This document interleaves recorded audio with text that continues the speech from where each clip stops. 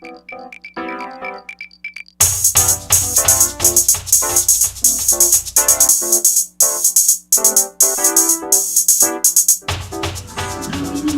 Charungkiattikul, she's from Nakhon Thammarat, and she did her master's degree in textile design at the University of the Creative Arts in the UK, and she explored her role of handmaking skills experiment and various techniques to investigate creative potential in contemporary crafts practice. She received many awards, include the Eco Textiles by the New Trend for New Generation Textiles, and include the other such as the Creative Design Award in 2014, and the second prize for the Innovation in Textile Design. ค่ะก็คุณสุภาวินีจรุงกิติคุณนะคะก็จบการศึกษาทางด้านปริญญาโทจบการศึกษาปริญญาโทนะคะด้าน Textile Design จาก University for the Creative Arts ประเทศอังกฤษค่ะแล้วก็ในส่วนของตัวผลงานคือคุณสุภาวินีจะค้นคว้าเกี่ยวกับเรื่องของการใช้งานฝีมือแล้วก็อีกการใช้หลากหลายเทคนิคในการที่จะมาเป็นวิธีการในการทดลองสืบหาศักยภาพทางความคิดสร้างสรรค์ในงานฝีมือร่วมสมัยค่ะคุณสุภาวินีได้รับรางวัลหลายรางวัลนะคะอาทิเช่นรางวัล Eco Textiles ในงาน New Trend for New Generation Textiles แล้วก็อย่างเช่น Creative Design Award รางวัลที่2สำหรับInnovation in Textile Design ค่ะก็ขอเชิญนำเสนอได้เลยค่ะขอบคุณค่ะก่อนอื่นก็สวัสดีทุกท่านที่เข้ามาร่วมฟังในวันนี้อีกครั้งหนึ่งนะคะ I would like to say hello for everyone and thank you for coming to listen my presentation today โอเคค่ะก็คือก็ขอแนะนำตัวตอนแรกก็ก่อนอื่นต้องขอบคุณโครงการครั้งนี้นะคะขอบคุณคณะศิลปกรรมศาสตร์อาจารย์ดร.วิทยวันจันทรแล้วก็ดร.น้ำฝนไร่ศัตรูไกรจากคณะมัธยศิลป์ศิลปากรคณาจารย์ทุกท่านแล้วก็รวมทั้งบ้านนอก collaboration art and culture นะคะที่ทำให้เกิดโครงการดีๆอย่างนี้ก็คือการที่มีโครงการกิจกรรมซิมโพเซียมในครั้งนี้ค่ะมันไม่บ่อยครั้งที่จะเกิดขึ้นในประเทศไทยแล้วรู้สึกว่ามีความยินดีแล้วก็ต้องขอบคุณที่ทำให้เกิดโครงการนี้ขึ้นมาแล้วก็คิดว่ามันจะเป็นประโยชน์ต่อในวงการสิ่งทอไทยที่เปิดโอกาสให้ทุกท่านไม่ว่าจะเป็นภาคของนักศึกษาอาจารย์หรือว่าบุคคลทั่วไปที่สนใจในศาสตร์วิชาทางด้านสิ่งทอค่ะได้เห็นมิติในมุมกว้างมากขึ้นของงานทางด้านเท็กซ์ไทล์หรือว่าสิ่งทอค่ะเริ่ม presentation เลยนะคะก็แนะนำตัวอย่างทางการอีกครั้งหนึ่งนะคะชื่อสุภาวินี จรุงเกียรติกุลนะคะชื่อเล่นฝนนะคะก็คือตอนนี้ทำงานในส่วนของเป็นทั้งดีไซเนอร์ที่อยู่ในภาคอุตสาหกรรมออกแบบนะคะแล้วก็เป็นทั้งคนทำงานเองด้วยก็คือแล้วก็รวมทั้งเป็น textile artist ก็คือเป็นศิลปินที่ทำงานทางด้านสิ่งทอเช่นกันฉะนั้นในการทำงานทั้งสองภาคของตัวเองอะค่ะที่เป็นทั้งภาคอุตสาหกรรมแล้วก็เป็นทั้งตัวศิลปินเองเนี่ยทำให้ตัวเองเนี่ยค่ะเห็นมิติสองด้านของงาน textile อะค่ะ So Ms. Supawinee works as a textile designer and also as a maker and an artist. So she works on both sides of the divide in the industry and outside the industry as an artist. So she can see the different perspective of working in each section. ก่อนที่จะนำไปสู่การพูดถึงหรือว่าการนำเสนอผลงานของตัวเองนะคะในวันนี้จะขอนำคำพูดของ ศิลปินทางด้านเท็กซ์ไทล์ที่เป็นแรงบันดาลใจในการทำงานของตัวเองแล้วก็เป็นแรงบันดาลใจในการที่คือใช้คำพูดของศิลปินท่านนี้ค่ะเป็นหลักอะค่ะในการทำงานเสมออะค่ะก็คือเขาเป็นเขาเรียกผู้ริเริ่มอะค่ะที่ทำงานทางด้านเทคไทยตั้งแต่สมัยนานแล้วอะค่ะแล้วพอพูดถึงเรื่องของว่าการที่เราจะอนุรักษ์หรือความเป็น traditional เนี่ยค่ะให้มันอยู่ต่อไปอะมันต้องมีการพัฒนาหรือ develop ยังไงอะไรเงี้ยค่ะ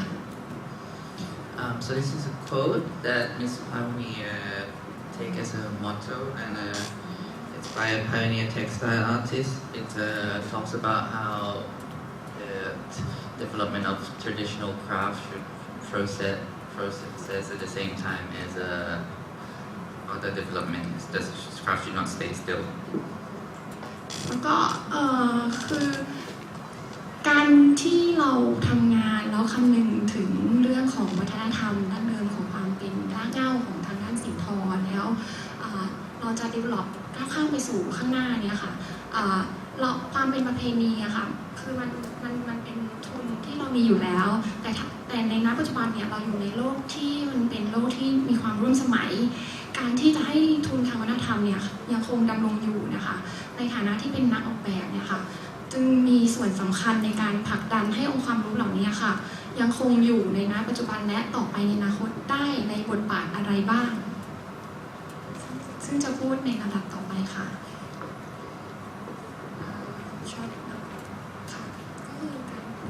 การที่จะนำองค์ความรู้ที่เป็น traditional ค่ะเข้ามาสู่ในโลกปัจจุบันนะคะในฐานะนักออกแบบต้องมีการดูSo to use traditional knowledge in a contemporary context, there's a need to be sorry. So in her textile work, to use traditional knowledge and develop into contemporary practice, you need to do proper research and go back into the craft, research into the craft person and see what they're doing before developing from that.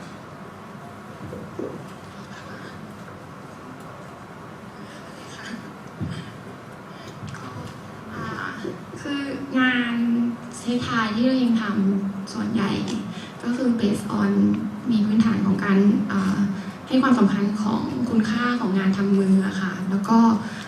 บทบาทของทักษะทางด้านเชิงช่างหรือว่าทักษะงานฝีมือ So her works is based on traditional skills and handicraft, which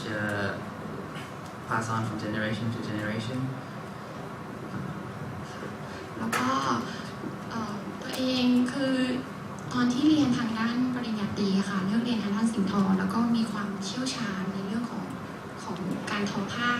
ก็เลยเอาความรู้ตรงนี้ค่ะมาพัฒนาต่อยอดในงานที่ในกำลังทำในณปัจจุบันนะคะ When she was doing undergrad degree, she was specialized in textile weaving, which she has developed further into her current practice.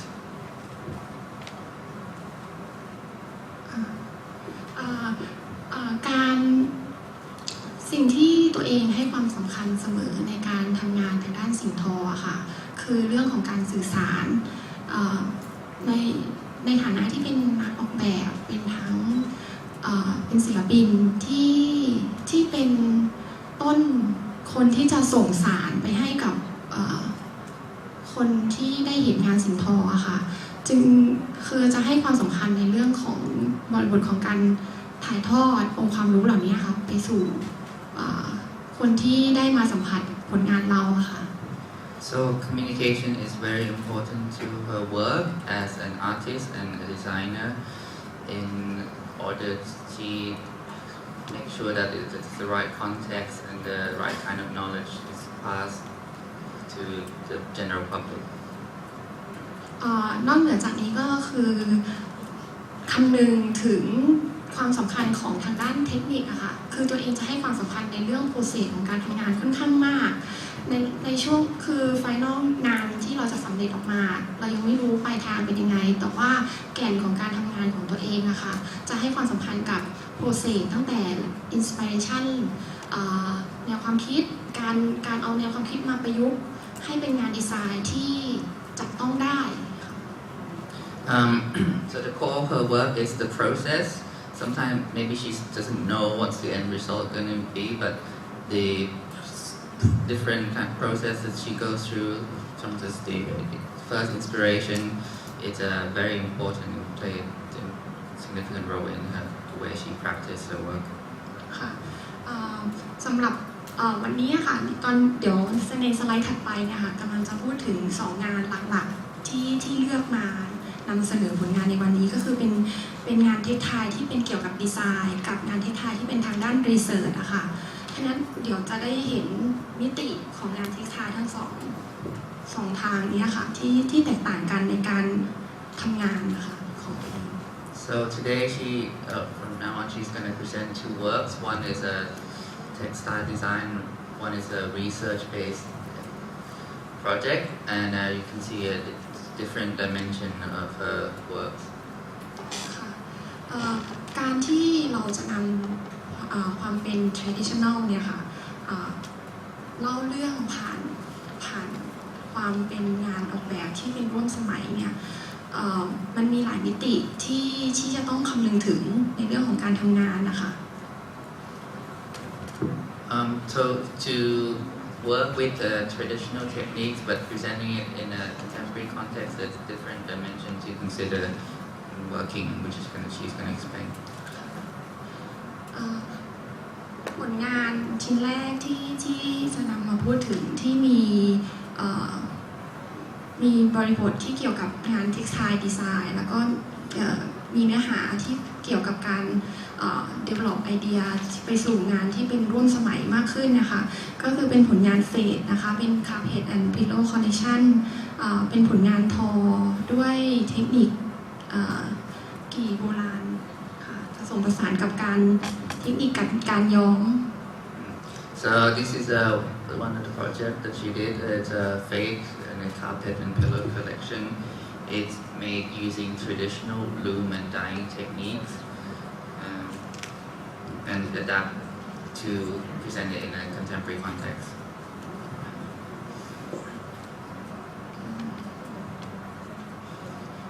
การจะสื่อสารการจะสร้างสรรค์ผลงานทางด้านสิ่งทอไปสู่ความเป็นร่วมสมัยอะค่ะองค์ประกอบสำคัญ3เรื่องใหญ่ๆก็คือในเรื่องของการออกแบบหรือว่าแล้วก็ข้อที่2คือในเรื่องของ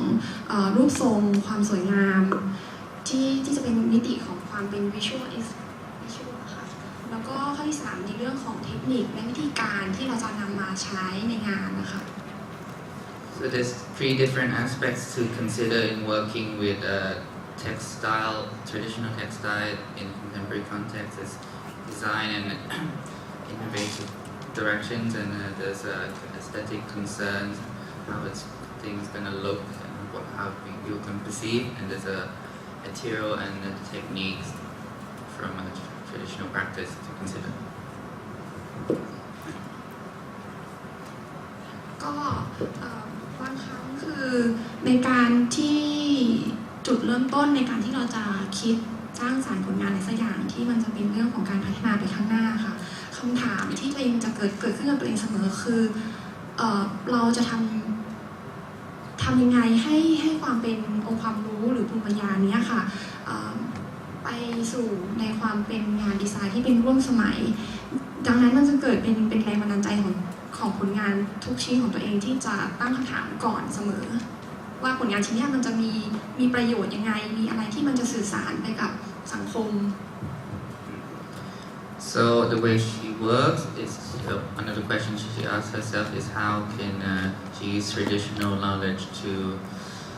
make work in traditional context and what's the use and what is she communicating in her work. ก องค์ประกอบแรกที่นำมาใช้ในงานออกแบบก็คือในเรื่องของการออกแบบหรือการรูปแบบของงานดีไซน์นะคะก็คือจุดเริ่มต้นจะเป็นเรื่องของ inspiration นะคะในผลงานเฟสเนี่ยค่ะได้รับแรงบันดาลใจจากความหลงไหลในเสน่ห์ลวดลายของงานฉลุหรือว่ารูปทรงสี่เหลี่ยมที่เป็นความเรียบง่ายมาเป็นไอเดียในการพัฒนางานค่ะ So the first aspect of the design process is the inspiration of the design concept. In this project phase, she's interested in different kind of patterns and traditional patterns and forms that she has researched.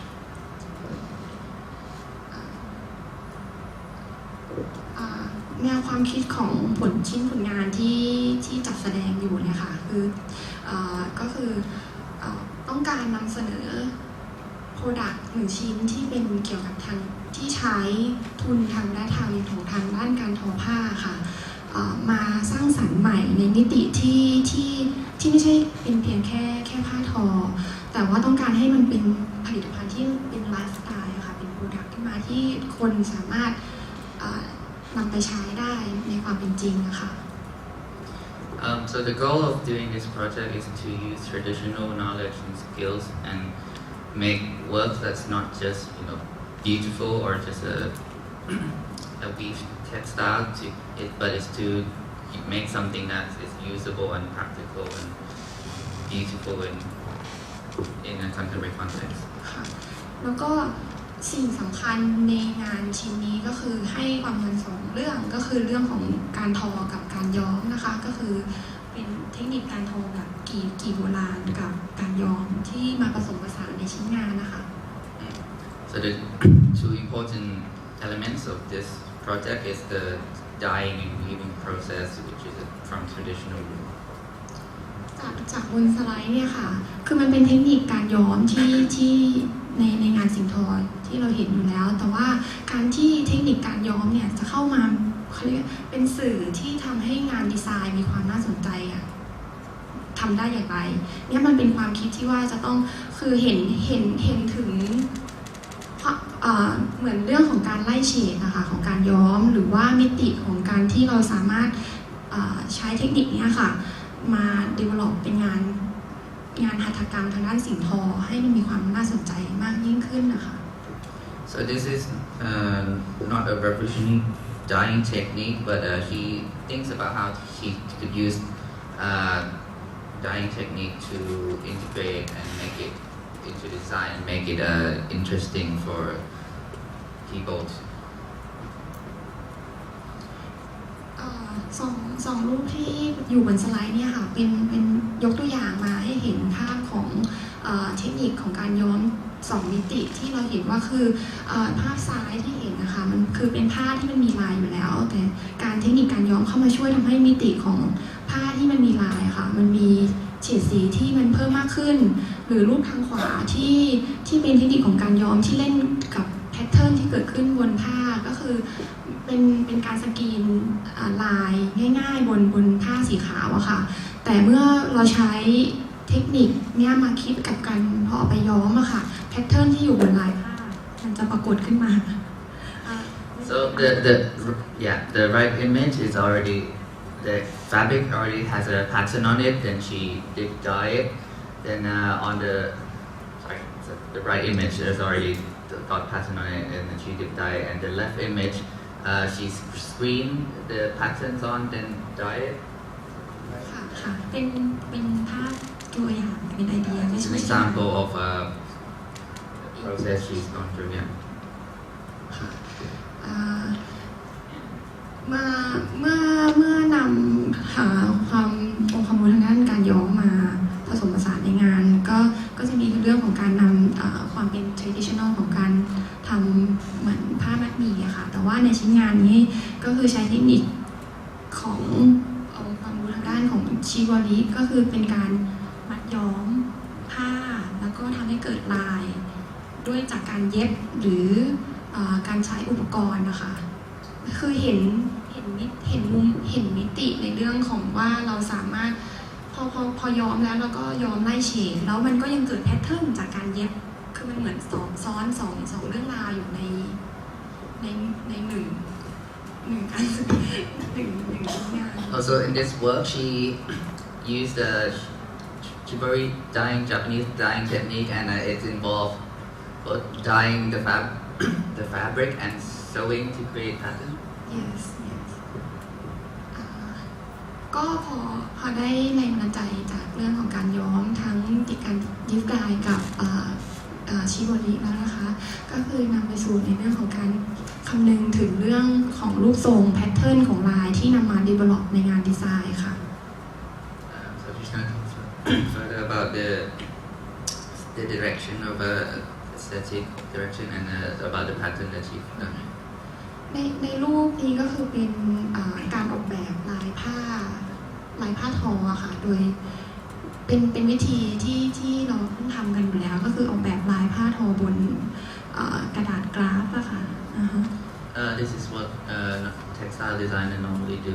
They draw and use the graph paper to design the pattern before weaving it. แต่การที่เราจัดนำรูปทรงที่ความเป็น traditional มา develop เนี่ยบางทีเราต้องมองในมิติของการถ้ามันเอาไปทอแล้วมันมีความยากง่ายยังไงฉะนั้นในงานดีไซน์ของตัวเองเนี่ยจะมีการลดทอนรูปทรงให้สามารถเหมือนทำทอได้จริงนะคะแล้วก็ไม่ซับซ้อนมากค่ะ There's practicality he takes practicality into consideration in her work as well as to kind of modernize the traditional design. She simplifies certain forms to make it easier to weave and make fabric patterns. จะผสมผสานการใช้เทคนิคทางด้านเกี่ยวกับโปรแกรมคอมพิวเตอร์เข้ามาในการทำขึ้นรูปให้เห็นโครงสร้างของงานคือให้เห็นรูปร่างของงานก่อนนะเป็นเหมือนม็อกอัพว่าชิ้นงานมันจะมีมิติยังไงแล้วก็ก่อนที่จะทำชิ้นงานจริงนะคะ So she used computer program to simulate what products and the ideas gonna look like in real life. ส่วนองค์ประกอบที่ 3 ในเรื่อง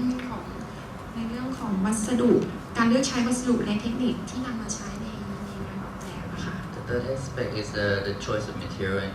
techniques that she used. ในผลงานเฟสเนี่ยค่ะที่จะแสดงอยู่ที่งานนี้ค่ะคือจุดเริ่มต้นของชิ้นงานเนี่ยมันเป็นชิ้นงานที่ส่งเข้าประกวด Creative Textile Award 2014 So the start of this project is for a competition Creative Textile Award. ค่ะทางโครงการได้ให้นักออกแบบค่ะเลือกชิ้นผ้าจากผ้าอุตสาหกรรมซึ่งเป็นผ้า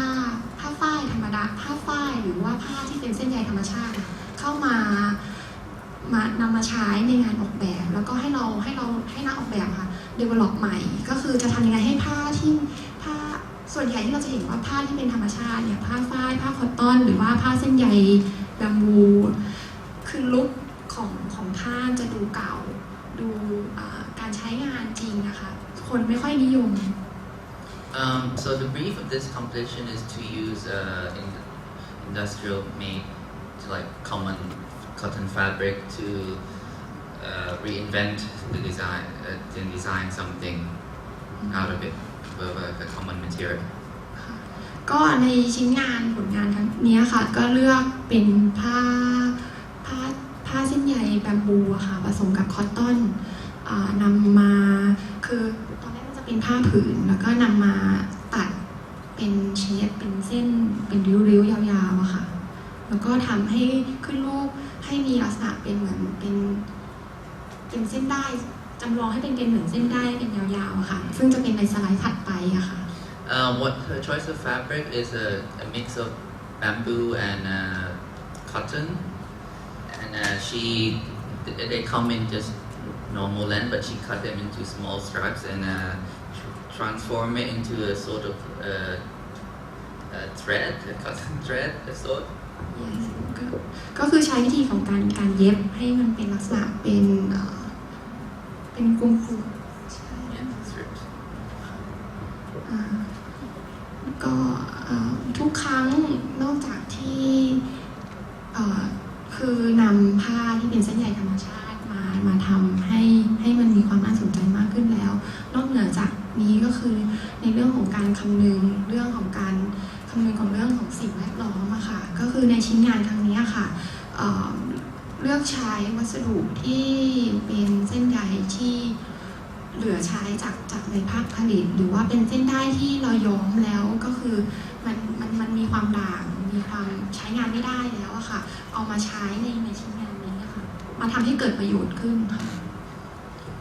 So she's always take environmental concerns as part of her work. She uses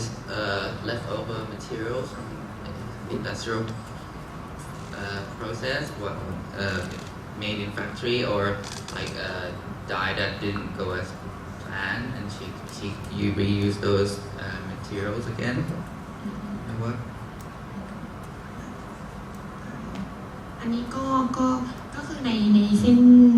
ได้ที่เราเอาผ้าเส้นใยธรรมชาติมาเย็บก็คือข้างในอะค่ะคือมันไม่จำเป็นต้องใช้เส้นใยที่เป็นเส้นใยใหม่ก็คือเอาเส้นใยที่เหลือใช้จากผ้าผลิตมาเป็นวัสดุอยู่ในตัวผ้า So the core, yeah, the picture is that the core of this stripes and big thread that she made, it's from scrap material from industrial fabrication. คำถามว่าทำไมต้องทำให้มันมีนูนเพราะว่าคืออยากสื่อสารเล่าเรื่องของมิติของ texture ของพื้นผิวของผ้าค่ะก็เลยนำมาทำให้มันมีมิติในแง่มุมของพื้นผิวของบนพรมอะค่ะ So she's interested in texture, and that's why she made it kind of like 3D surface on her. Yeah. โอเคค่ะก็การเขาเรียกการที่เราจะพัฒนาไอเดียตั้งต้นเนี่ยค่ะไปโดยการหยิบความเป็น traditional ของความ weaving ของไทยเราอะค่ะมาสู่งานออกแบบที่ร่วมสมัยเนี่ยค่ะก็คือผ่านเรื่องราวของงานดีไซน์ที่มันเป็น modern design ค่ะทำมาประยุกต์กับงานออกแบบที่ร่วมสมัยSo she integrated modern design techniques into traditional weaving techniques that combine to contemporary design work.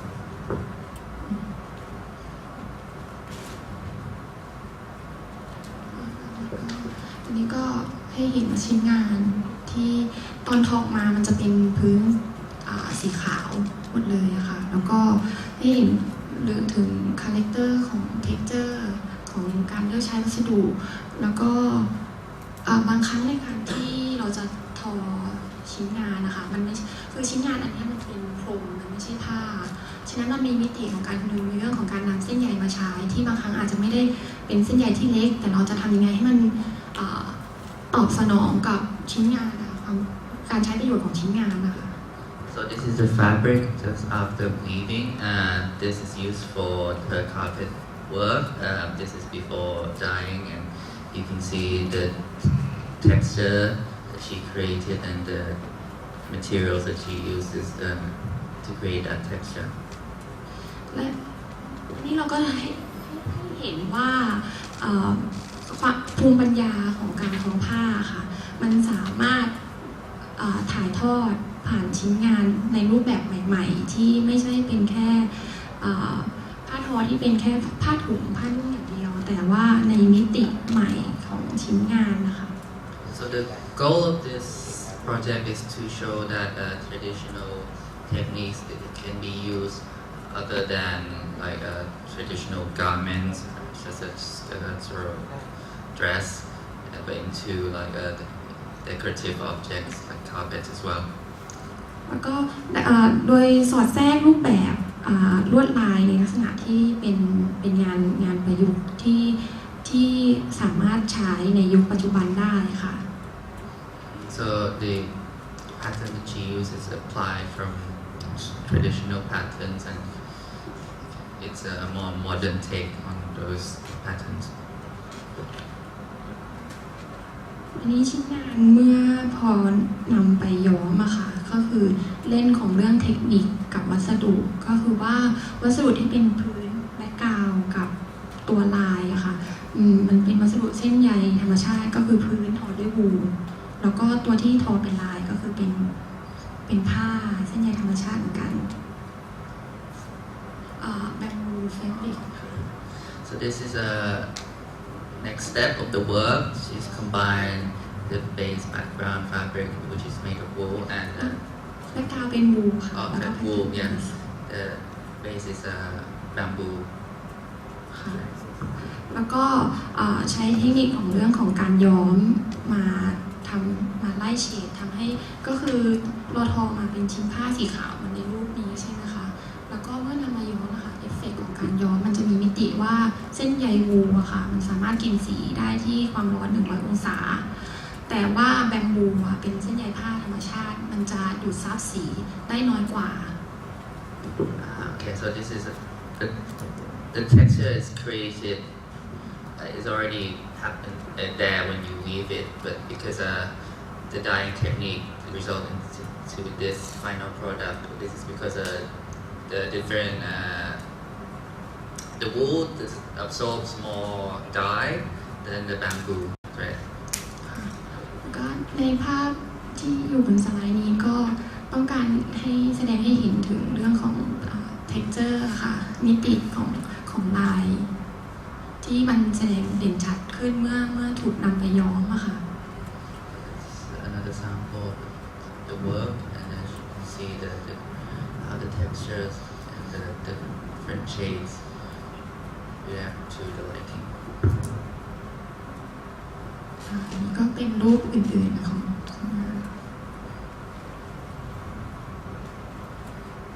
ก็อันนี้ก็ให้เห็นถึงเรื่องของการผสมผสานองค์ความรู้สองด้านมาสู่ชิ้นงาน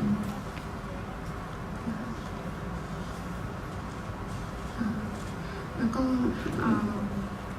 นอกเหนือจากการที่เราจะอนุรักษ์ภูมิปัญญาหรือองค์ความรู้ดั้งเดิมเนี่ยมันไม่ใช่เพียงแค่ว่าเราจะอนุรักษ์อย่างเดียวแต่ว่าเราต้องคิดเพื่อพัฒนาต่อคิดในมิติอื่นๆนะคะที่จะต้องคือทำยังไงให้ความเป็นดั้งเดิมเนี่ยค่ะมาใช้ในยุคปัจจุบันได้และต่อไปในอนาคต So to preserve the traditional knowledge is not just to keep it and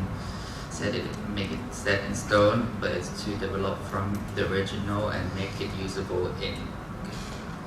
today's world as well as in the future. ก็การนำเสนอ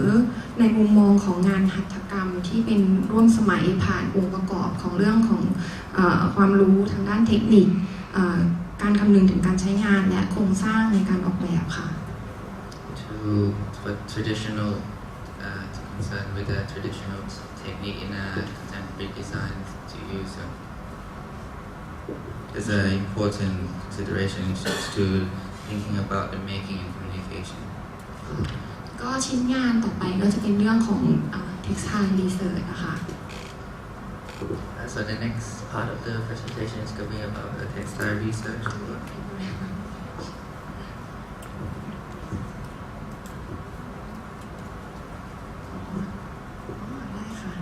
ก็ในชิ้นงานที่จะนำเสนอเนี่ยค่ะเป็นชิ้นงานที่ตัวเองทำตอนที่ช่วงที่เรียนต่อปริญญาโท So this is the work that she did when she was studying in the UK for her master's degree. ค่ะก็ชิ้นงานก็ยังคงเป็นเรื่องของการทอผ้าแล้วก็แต่ว่าเป็นการนำองค์ความรู้ของเรื่องของการทอเรื่องมัดหมี่ค่ะเข้ามาใช้ในผลงานและต้องการจะถ่ายทอดให้ชาวต่างชาติเห็นว่า ผ้ามัดหมี่ยังมีมิติอื่นๆที่ยังทำได้อีกค่ะ So the work is about textile weaving. It's particularly about matmi weaving technique or ikat, and to present. The goal is to present to international audience how the traditional matmi technique have a more the different kind of usage and can be presented in different contexts rather than traditional contexts. ก็จากที่ได้ทำงานตอนที่ทำชิ้นงานอันนี้ค่ะก็คือทำให้ตัวเองกลับมาคิดถึงเรื่องของคุณค่านะคือการให้บทบาทความสำคัญของทักษะทางเชิงช่างหรือว่าความเป็นทักษะที่เป็นเอกลักษณ์ของงานทอของเราอะค่ะ So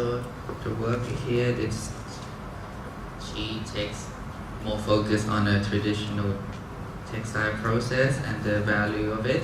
and emphasize the handmade skills that traditional craftsmen use. ทุกครั้งที่ตัวเองจะ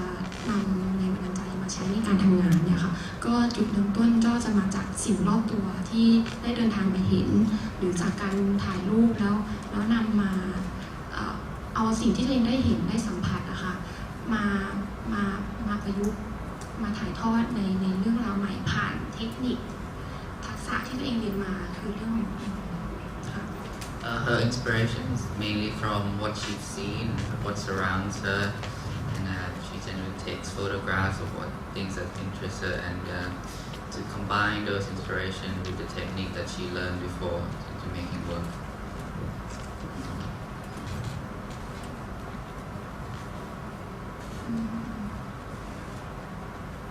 So these are like the images that she took for inspiration. ก็เดี๋ยวเข้าสู่ถึงโปรเซสของการทำงานชิ้นนี้นะคะก็คือเป็นเทคนิคทางด้านเป็นเทคนิค ECAT เนี่ยเป็นเทคนิคการมัดย้อมบนเส้นได้ให้เกิดลวดลายซึ่งทั่วโลกเนี่ยค่ะเรามีชื่อเรียกไม่เหมือนกันถ้าในญี่ปุ่นจะเรียกคาซูริแต่ถ้าบ้านเราก็จะเป็นมัดหมี่ค่ะ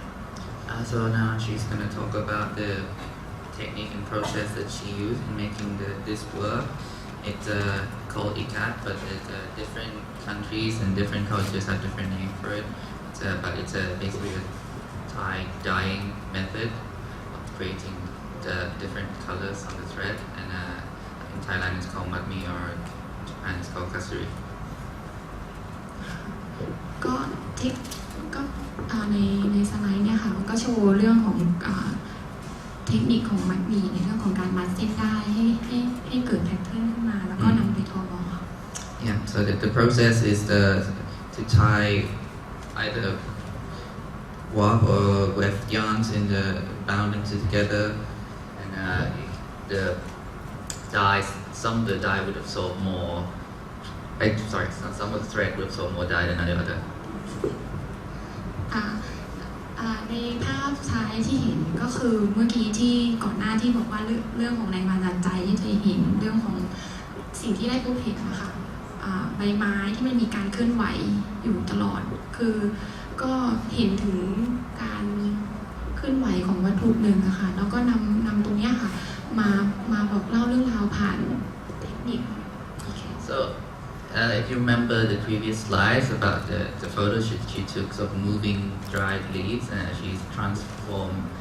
that picture and that image into a textile design that she made. Yeah. You can sense the kind of movement in the pattern. ตัวส่วนรูปขวานี่คือตัวเองมาเขาเรียกอะไรมา develop ผสมผสานกับไอเดียของตัวเองอะค่ะที่การมัดจากดั้งเดิมมันต้องมัดเป็นลายแบบตามแบบลายโบราณนะคะแต่นี้มาไขว้ของเส้นได้ค่ะทำให้การมัดมันมีเรื่องของมิติของลายที่ไม่จำเป็นต้องเป๊ะกันเสมอไป So on the right is her own experiment of tying the thread into a different pattern rather than like traditional methods to create a new kind of design. ก็จากการทำงานนี้ก็ทำให้ตัวเองค้นพบเรื่องของทักษะทางด้านฝีมือนะคะการทำงานด้วยงานแฮนด์เมดด้วยมือนะคะความสำคัญของคือเราจะโฟกัสตอนโปรเซสในการทำงานค่อนข้างมากก็คือทุกขั้นตอนในเรื่องของการย้อมหรือการทอเนี่ยค่ะคือจะให้ความสำคัญกับงานแฮนด์เมดงานหัตถกรรมทำมือ So going through this project, she found kind of discover the importance of making things by hand and using skills, craft skills, and it's so that has integrated into her work, and she takes the process very seriously when she works both in weaving and dyeing process. อันนี้ก็ศัลยภาพไทยก็เป็นคำพูดของศิลปินอีกท่านหนึ่งที่ตัวเองเป็นแรงบันดาลใจในการทำงานชิ้นนี้ค่ะแมรี่เป็นศิลปิน Textile Artist ที่อังกฤษนะคะเขาทำงานทางด้านทำลายผ้าที่เกี่ยวกับ ECAT นะคะแต่เขามีการ develop ไปสู่งานที่เป็นอุตสาหกรรมมากขึ้นแล้วชิ้นงานของเขานำองค์ความรู้ความเป็น traditional ECAT นะคะมาใช้ในยุคปัจจุบันแล้วมันอยู่ในโลกความเป็นจริงที่คนจับต้องได้คือใช้งานได้ค่ะ So this is a quote from another textile designer that she admires. She's a British designer that used traditional ECAT techniques to integrate them into contemporary design and industrial process. แล้วเราในฐานะนักแบบที่มีความสนใจทางด้านเทคนิคแบบนี้ค่ะเราจะส่งต่อองค์ความรู้ทางด้าน ECAT ที่ความเป็น traditional ของเทคนิคของ ECAT เนี่ยค่ะในภาพพจน์ใหม่ยังไงก็เป็นคำถามเป็นจุดเริ่มต้นในชิ้นงานทางนี้ค่ะ Yeah, the question that she asked herself at the start of this project is to how to transfer traditional knowledge about ECAT into the wider public or other younger designers and passing on knowledge. แมรี่เขาเคยพูดว่ามันคือนักออกแบบรุ่นใหม่น้อยคนมากที่จะเข้ามาทำงานทางด้าน ECAT นะคะแล้วก็ develop ให้มันเป็นงานดีไซน์ใหม่ๆเนี่ยคือเพราะว่าโปรเซสของการทำ ECAT ใช้ขั้นตอนในการทำค่อนข้างนานแล้วมันเป็นงานฝีมือ So, yeah, the quote is about how difficult it is and the struggle that she as a designer working with ECAT struggle because there's not many people who are willing to go through all the learning curves of making ECAT. ในสไลด์นี้ก็โชว์ให้เห็นเรื่องของอันนี้ก็เริ่มทำแพทเทิร์นขึ้นมาแล้วก็นำไปย้อมอะค่ะโดยใช้เส้นใยธรรมชาติเข้ามาผสมผสานในชิ้นงาน This is just to show her process and experiment with dyeing and using natural fibers.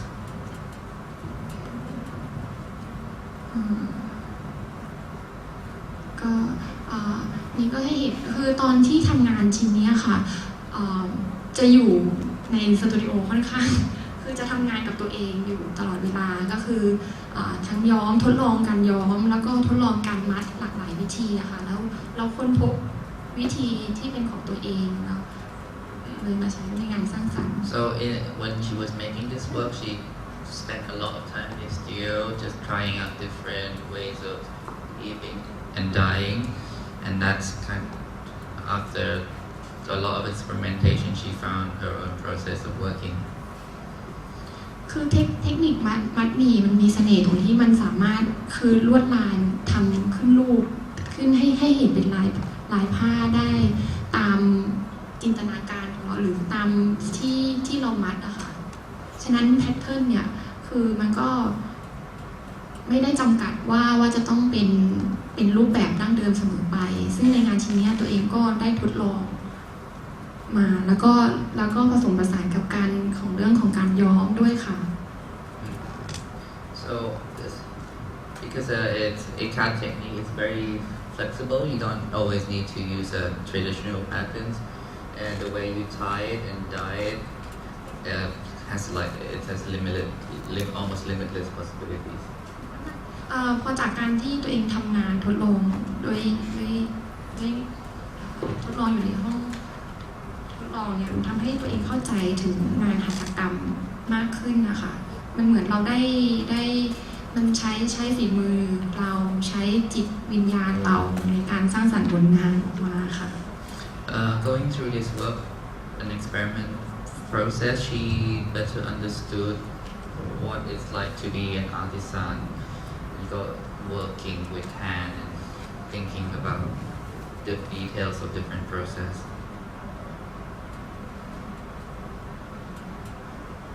ก็ในสไลด์คือในสไลด์เนี่ยค่ะเป็นภาพที่โชว์ให้เห็นความเป็นเขาเรียกว่าจุดเอกลักษณ์ค่ะของลายผ้าแบบนี้ค่ะที่มันจะมีเอฟเฟกต์ของลายที่ไม่ได้เป๊ะมีลายที่มันคลาดเคลื่อนแต่เรานำตรงนี้มาเป็นเสน่ห์ในผลงานนะคะ So in this slide, it's just showing the uniqueness of the matmi technique. That it's not a precise pattern. It's also a greater sense of the movement and blurriness that's unique to this kind of process. ค่ะแล้วในภาพนี้จะเป็นมัดหมี่เส้นยืนนะคะก็คือเส้นได้ที่เราเห็นแนวตั้งเนี่ยมันเป็นเส้นยืน Wall matmi wall pikat อันนี้ก็เป็นตัวอย่างงานอื่นๆนะคะ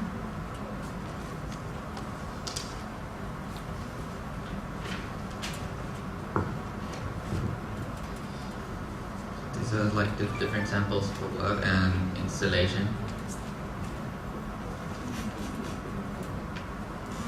แล้วก็มีหลายคนถามว่าทำไมต้องเรื่องเป็นรูปทรงวงกลมเพราะว่าคือถ้าเห็นรูปนี้จะจินตนาการไปถึงเวลาเราเหลาดินสอสีนะคะคือมันเป็นการคือมัดหมี่มันเป็นเรื่องของคือเรามัดเส้นยืนมันเป็นการเรื่องราวแบบคือเรื่องราวมันเล่าเรื่องผ่านการหมุนเวียนนะคะจากสิ่งหนึ่งไปอยู่สิ่งหนึ่งแล้วก็ดีไซน์หรือแพทเทิร์นของ BACC นะคะมันเคลื่อนไหวได้มันเหมือนเรามัดให้มันมีเป็นเส้นแล้วมันมีการมีมิติของชีวิตของมันนะคะแล้วก็เลยถ่ายทอดมาเป็นชิ้นผ้าแล้วก็ทำให้มีลักษณะมิติของเป็นรูปทรงวงกลมแล้วก็จะมีลักษณะของการสีของการมัดเส้นยืนผสมผสานกับการมัดหมี่เส้นพุ่งอะค่ะในรูปนี้พุ่งกับยืน Okay. So why she chose the circular form is partly because she got this inspiration from a pencil sharpener, and when the bits of the pencils when it's being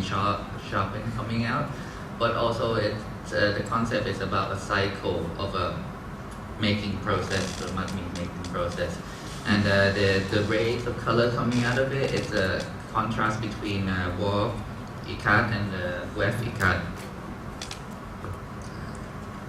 จะเห็นคือแพทเทิร์นอาจจะไม่ได้เห็นชัดมากนะคะแต่ว่าในมิติของการย้อมเส้นยืนแล้วก็เส้นพุ่งนะคะ So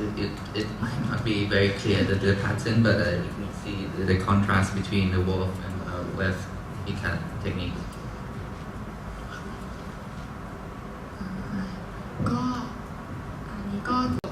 การนำเสนอค่ะก็สุดท้ายก็คืออยากบอกว่าคือการที่เราจะผสมผสาน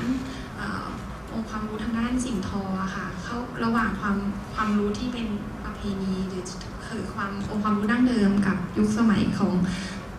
ณปัจจุบันนะคะมันในฐานะที่เป็นนักออกแบบดีไซเนอร์การบอกเล่าเรื่องราวผ่านงานดีไซน์มันเป็นสิ่งสำคัญมากเพราะว่าดีไซเนอร์เป็นจุดเริ่มต้นในการที่จะสื่อสารผลงานตัวเองออกไปสู่คนดูอะค่ะฉะนั้นเราจะต้องทำอะไรที่ให้ผู้เห็นผลงานหรือนักศึกษาหรือคนทั่วไปอะค่ะได้คำนึงถึงเรื่องอะไรสักเรื่องหนึ่งอะค่ะเกี่ยวกับงานเราไม่ว่าจะเป็นเรื่องที่เป็นเกี่ยวกับวัฒนธรรมหรืองานทอผ้าหรือเราเหมือนเราให้ความรู้เขาไปจากผลงานเราอะค่ะให้เขาได้คิดหรือตระหนัก So So just this is the end of the presentation, and what she like to leave behind is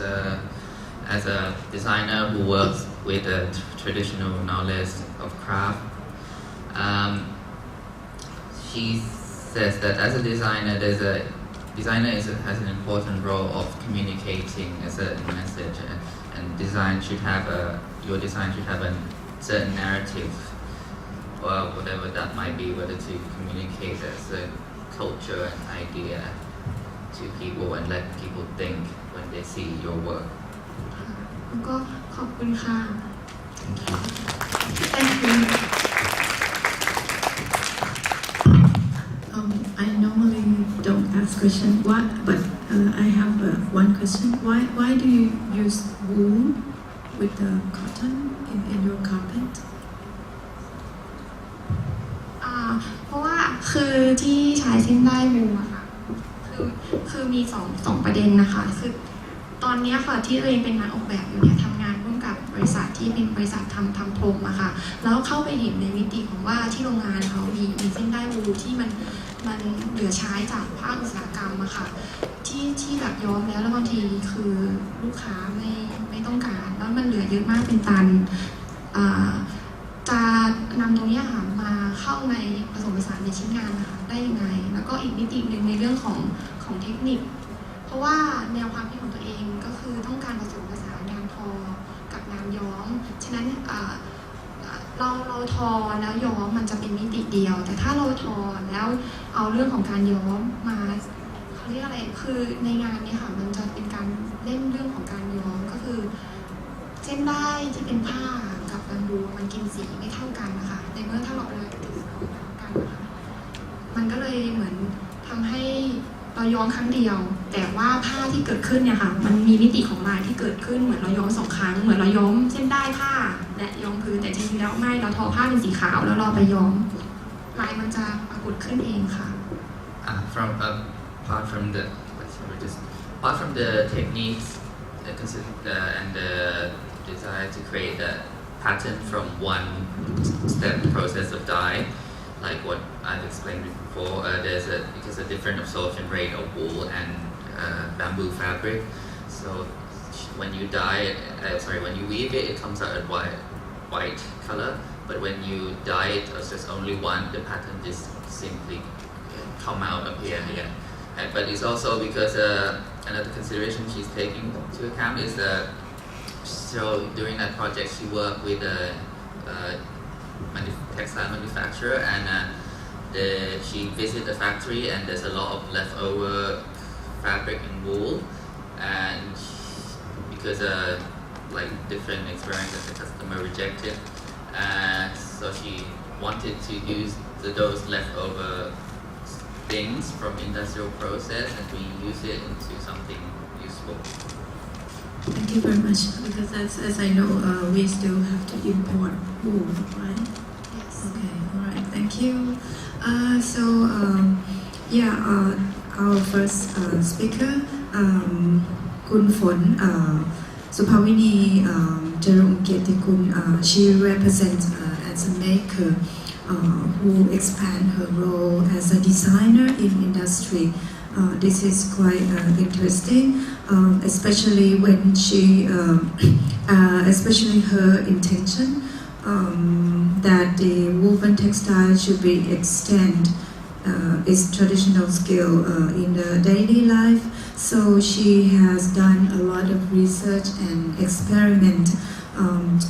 to search the way to communicate it in the daily life. And then create in a various of the products, and then she achieved into a very beautiful characteristic from the using of the dyeing and weaving by old loom, and then also the dyeing and sewing at the same time for some products. But interestingly, partly computer aid. But at the same time, eco concern. So I quite like the whole picture of these industrial-based products that you have created. ขอบคุณมากเลยค่ะก็คุณฝนก็ได้ทำให้เห็นว่าเป็นการที่คุณฝนเป็นตัวแทนของ ผู้ที่มีทักษะและความรู้ทางด้านการทอแต่ว่าไปพัฒนาความรู้ตรงนี้ในด้วยการผลิตทางด้านอุตสาหกรรมนะคะแล้วก็ได้ใช้เวลาแล้วก็ความพยายามในการศึกษาแล้วก็ในการที่จะทดลองด้วยมากมายในการที่จะนำเสนอแล้วก็หาทางที่จะสามารถสื่อสารทักษะดั้งเดิมเนี้ยไปสู่ภาพลักษณ์ที่เป็นชีวิตประจำวันออกมาเป็นโปรดักต์หลากหลายมากมายนะคะแล้วก็โดยเฉพาะอย่างยิ่งการเน้นที่เทคนิคของการทอแบบมัดหมี่แล้วก็การย้อมทอและย้อมใช่ไหมคะแบบมัดหมี่ค่ะด้วยกี่โบราณด้วยนะคะค่ะ